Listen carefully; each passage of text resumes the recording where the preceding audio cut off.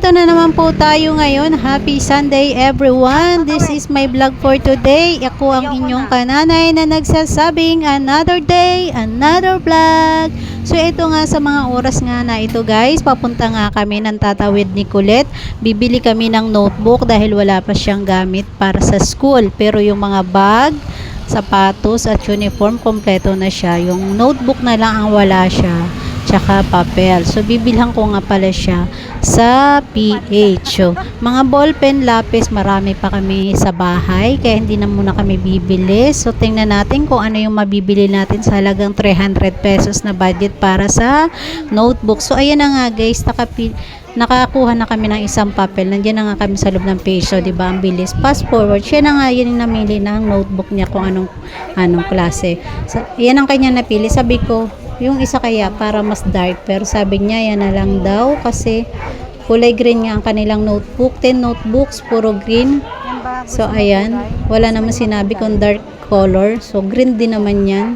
Hindi nga lang ganun ka-dark. At binilang ko na rin yung isa kong anak, si RJ, kahit 3 peraso. Kasi wala pa naman sinasabi kung ilang notebook yung kanila. So, binilang ko siya doon yung Dayspring. 25 pesos nga yung Dayspring.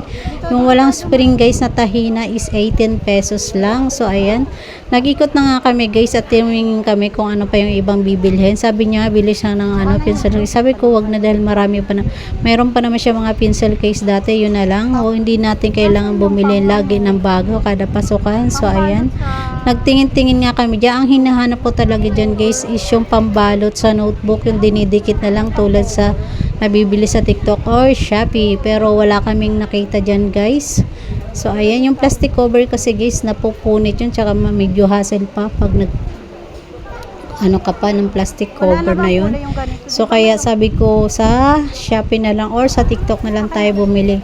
Nung last price na nakita ko guys is 59 pesos, 10 pieces na yun sa small. So, andito na nga kami sa counters guys. Yan ang aming nabili. Binilang ko na rin siya ng bagong isang ballpen para kung sakali minsan kasi yung mga ballpen, diba guys, pag luma na, nagluloko na rin yung tinta. So, ayan, isang papel, tapos pantasa, bumili siya. So, ayan na nga guys, nasa counter kami guys. Ayan. So, hindi yung makita kung magkano talaga yan. Kaya pinakuha ng isang taxi yung kasama niya guys para makita kung magkano talaga yung price. So, ayan. So, ayan na nga guys, nakakuha na siya kung magkano talaga. So, ayan, inabot nga pala ng 284 pesos yan. Ayan yung aming binili. Binilang ko na rin siya ng highlighter. Kung nakita niyo yung kanina. Yung highlighter parang pentel pen siya guys. So, ayan. Yan. So, ayan. 284 pesos. So, ayan ang aming napamili. Notebook, highlighter, isang pad na papel.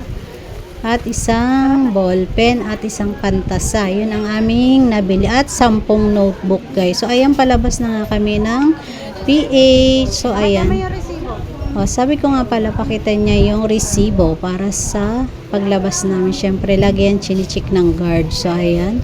O, tara, labas na tayo dahil kami nga ay pauwi na. So, ayan. Ayun na nga guys, sabi ko nga kay Colette, bili tayo ng palamig. So, ayan. Bumili nga kami ng palamig, guys. So, nakakatawa yan, guys. Kasi inutusan rin pala kami ng kaasawa ko nang bumili ng kalamansi. So, nung nakauwi na nga kami, guys, nakalimutan ko bumili ng kalamansi. Sabi ko, ba't may sobra tayong pera? Yung pala, yung 10 pisong pambili ng kalamansi ay bili namin ng palamig. Ayan guys, hanggang dito na lamang ang aming video. Thank you for watching. At don't forget follow and share.